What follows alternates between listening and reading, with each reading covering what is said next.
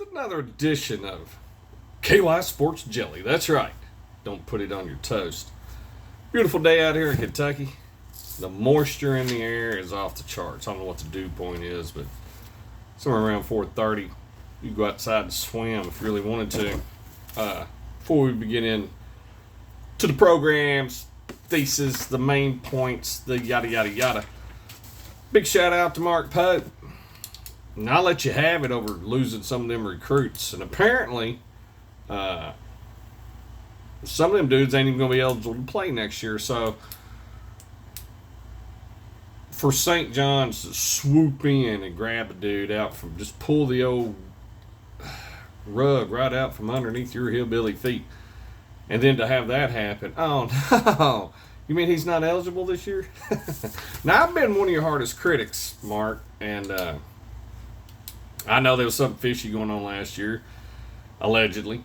I didn't like the style of play where you did everything you could possibly do to keep the team from scoring in the first half, and then just unleashed the floodgates in the second half. We got a pretty good idea what was going on, but we'll see if this year is any different. Has the dues been met? Have they been paid? Has whatever taken place satisfied? We'll see. I think you did an outstanding job recruiting. At the time, not a whole lot of Kentucky was, well, it's talking about getting rid of you, just to be quite honest with you. It was a bad look. But now, the way things played out, you're a genius. You heard it here first, Big Barney Ross. I don't know if you didn't get lucky or not, but nevertheless, doesn't matter. A lot of them players have had issues or not playing, not eligible, or got this, that, or the other going on. So, I mean, we dodged some bullets there. And who knew? Who knew? I was a little too quick to judge.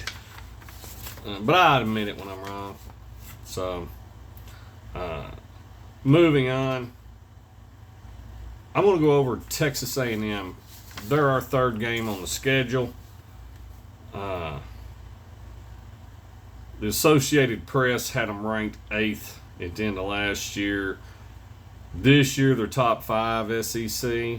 Now, the running joke is Texas A&M 8-4. Even when Jimbo Fisher was spending 50, 60 mil on allegedly rosters way back when. Yeah, Texas A&M 8-4.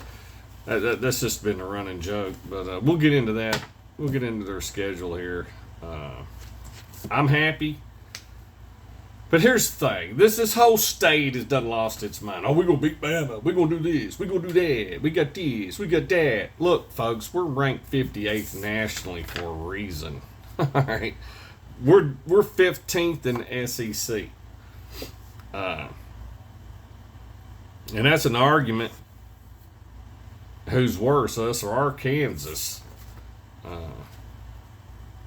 He increased the talent level. Yes, he went out and got pieces. He just doesn't have enough of it. When you go into the old big blue cupboard, Vice President Hubbard needs to spend some more, or the President Hubbard needs to spend some more on our cupboard. But we don't have enough. That's just the bottom line. All right, we got a great starting rotation. Probably got some good backups. But when we hit our third string, Georgia, Bama, Texas A&M, Texas, they're going to be rotating strings of groups. They're going to platoon 4 and 5 stars constantly out there. We can't do that. Not yet. It's the talent gap. Stoops, Big Bone Marrow, Big Dog, and company just let it go. The last 5 years, just absolutely let it go. Didn't recruit well, didn't draft, didn't do nothing, didn't NIL this, that, or the other. We really put Will Steins in a bad position. He's come in and hit the portal and got the pieces that he wanted. That's great. Now just think if there was a core set up for him. You know what I mean? If Kirby Smart leaves, there's still more likely going to be a core of players there for the next coach to come in. But we didn't have that at Kentucky. So he's done the best he could and improved in a lot of areas. It's just not enough of it yet. So I'm not waving the playoff run banner just yet. I think we're a few years away from that. But we'll get into Texas A&M schedule. All right. Mo State. September 5th at 6 p.m. at Texas A&M. Well, they're bottom tier Conference USA, ranked 112th to 129th nationally, depending on what poll you look at. That's a win. They're not beating Mo. Arizona State. All right. That's going to be a little tougher. They come in to Texas A&M. That's another home game for Texas A&M, September 12th at 11 a.m. Well, the Big 12, and they're about 23rd, 27th nationally, so the competition drastically comes up. I'm giving you a win there. I just think you're going to be a little bit more ready than them. I think you got just a little bit more than they do. Then you got Kentucky coming in. We're ranked 58th nationally and 15th in the SEC. So you're going to play a bottom-tier SEC team as your first home SEC game, and I'm giving you a win. You're going to throw out all the stops. All right, you're going to have some sort of gimmick, whiteout, or this, that, Yale team. You're going to holler at each other. September 29th at 2:30. All right. Coming off a Bama game for Kentucky. And Bama and Georgia's always had a way of beating us twice. We'll see if Will Steins can break that curse. That's going to be the tattletale for me right there. Can you win after Bama or Georgia? Can you win out of a bye? Can you beat Tennessee? There are just certain things that's going to show. And I don't expect you to do all that. But over the course of the next 3 years, that's going to let me know just exactly, is this fool's gold or do we actually have something here? But Kentucky's not going to go in on the road, be the first SEC home game for Texas A&M and get a W. No, Texas is going to win that. And I mean, there's a little bit of me want to say we're going to put up a pretty good fight. If our running backs are churning butter, this might be a closer game. Texas A&M wants that to be. But I'm going to give Texas A&M the benefit of the doubt. Start out 3-0. Then you're on the road. Your first road game is LSU. You're not winning that. They're not going to let you win that. More than likely, that's going to be a night game. That's going to be a look ahead. That might be another reason why Kentucky keeps it pretty close. Trap game, perhaps. You're not going to be concentrating on us so much, but it will be your first home SEC game. So, I mean, it's all going to balance out. I cannot imagine Lane Kiffin allowing the flop, the stadium, the elements, the gods, the football, the Bears to allow you to win that game. That's going to be a signature win for Lane, and that's what's going to get him to the next level, the playoff run. So that's what they want. That's the money they spent, and that's the direction that program's going to go in. Or Brian Kelly's going to be putting on his dancing shoes and laughing. He might even post on LSU's main page. I have no idea. You know, have Ed O laying in the bed with the cheerleader. That's just absolutely disgustingly hilarious. Allegedly. They might even post a picture of that with some funny comments. Who knows? I mean, the possibilities are endless, but I'm giving you a loss. Your first loss of the season. You start out 3-1. And then you got Arkansas coming to town. That's probably a step below Kentucky, to be honest with you. I'm giving you a win there October 3rd. I don't think Arkansas is going to have much. They're going to have an offense, no defense. I mean, just call it what it is. And then October 10th, you are on the road to Missouri. I'm going to give you a win here. This thing could go either way. It's a tough place, tough environment. Kirby Smart likes to say. uh, that I think you're the better team. I don't think Mizzou's all that great. And Eli Drinkowitz is just, he has his moments of ignorance. A few games throughout the year, you might even blow them out right there. I don't know. That's going to be the pivotal point of your season right there, where you make a really good bowl game, or you don't. Just make a bowl game. But I'm going to give you the benefit of the doubt. I'm going to give you a win right there on the road at Mizzou. Then you've got the Citadel coming in, dead last in the Southern Conference. I think that I couldn't find any. Nobody. They got 0 votes for any top anything nationally. So October 17th at 12 p.m. you get the Citadel. I'm giving you a win there. Your third string should have that game in hand by the first quarter. All right. The Tex-Mex Bama, Texas A&M. I'm giving you a loss. I think Alabama's waiting on you. You got to go to Bama, and by then it's a game before your bye. I think they're going to be looking for the week off. I think Bama's just better than you as far as overall talent, personnel, what have you, whatnot. I think this is going to be a good year for Bama. DeBoer knows he needs a good year, needs a good showing. So I'm giving you a loss on October 24th. Then you go into your bye week. When you come out of your bye week, you're on the road to South Carolina. It was hard for me to give you a win here on November 7th, but Shane Beamer's an idiot. Sorry, he did with Kicking Killers, the hot dog, just his interview, just my God. At this point, I don't even know if he's even going to be your coach. He might even be Brockmar, drinking, crying like Richard Simmons over. I have no idea what nobody knows what's run through his mind. Nobody. South Carolina might be undefeated. Or they might not. I mean, there's no telling. You just have no idea. Nobody knows what's about to transpire with them. Your coach is out there, man. He's gone. All right, I'm sorry. His mind is just...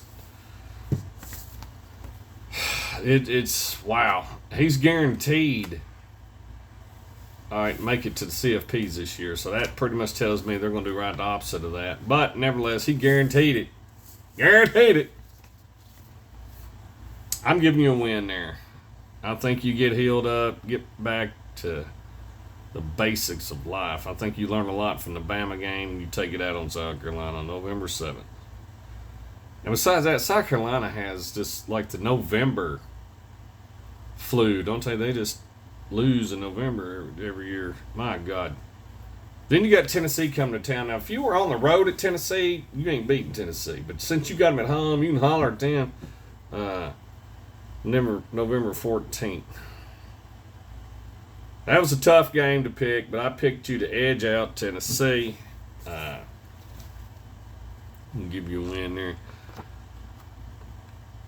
I think that you could just barely scrape by right there. You probably win by 9 points or less. I'm leaning more towards like 3.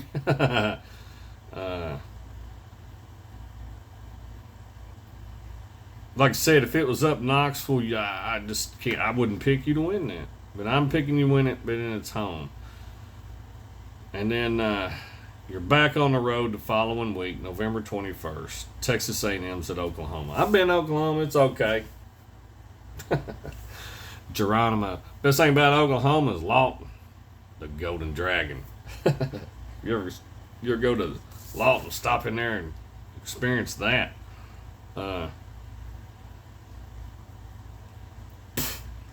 November, it's still hot out in Oklahoma during that time.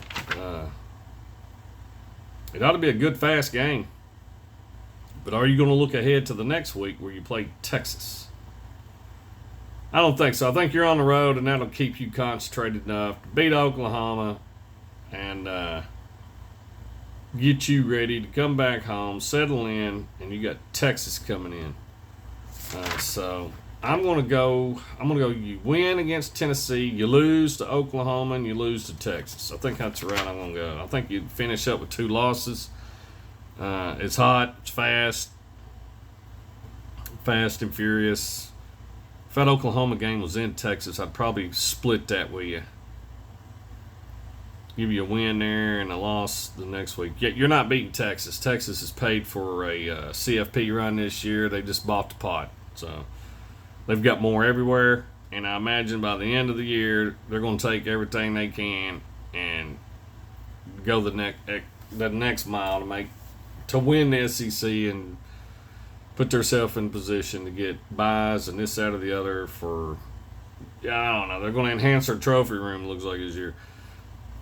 So, I really wanted to give you a win at Oklahoma. I just can't. November 21st. It's hot. You're at Oklahoma. I mean, that's the only good thing in Oklahoma, though, is Lawton. Only thing to do there is street race, 405. I think that's what I'm going to go. I really wanted to split that, but I'm not going to. I'm going to give you a loss to Oklahoma and a loss to Texas. So,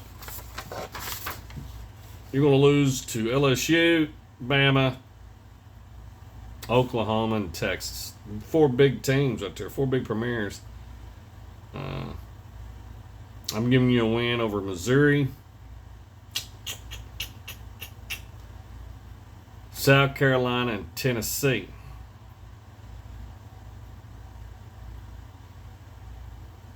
So, I mean, it does kind of even out there in Arizona State. And those could go either way. I mean, a lot of them, like that South Carolina game, can go either way. I feel more confident if you were at home playing South Carolina, but you're coming out of the bye. So I'm going to give you an 8-4 record. Missouri State's obviously a win. Arizona State, you should beat them. Should beat Kentucky. It's going to be hard to beat Lane, Brain, and his flip-flops. Arkansas's nothing. You got Missouri at home or on the road. And then you got the Citadel. I think those are all wins. Alabama's just going to beat you up. I think they're going to beat you. That's a loss. Texas A&M, South Carolina out of the bye. I'm giving you a win there. Giving you a win because Tennessee's coming to your place. And then a loss at Oklahoma. It's going to be hot. And it's just, I think you're going to be looking ahead to Texas a little bit there. I don't know. You're on the road, so you'll be focused. But I think Texas to finish up the game is just a bridge too far. I think they got too much. So, Texas probably going to be a national title contender. According to all the experts, Vegas and the odds and this, that, or the other. They look pretty good. Texas A&M is in the top 5 of the SEC, it appears. They're legit. They've got a whole lot, whereas a lot of teams do not. 3 years from now, we're probably going to be competing with Texas A&M in the 8-4 range. Next year looks real promising. The talent level keeps going up. And then the following year, if they all stay, he'll have him some. But right now, Texas A&M looks pretty good. They have a chance. They've got a puncher's chance to win the SEC and make the CFPs. But I'm going to go with the standard operating procedure. I'm going to push the button, 8-4, cast my vote. But I got you beating my Kentucky Wildcats. And apparently this state thinks we're going to beat Bama. But they don't really talk about you guys that much. We're going to beat Bama and not beat Texas A&M. If we beat Bama, I expect to beat Texas A&M. Problem is, we ain't beating Bama. There you have it. A lot of people may agree, disagree. But, I mean, at the end of the day, you could win some more, you could lose some more. That's the SEC. Well, I'm Big Barney Ross. This is another edition of KY Sports Jelly. Don't put it on your toast. Y'all think about it. I'm out of here.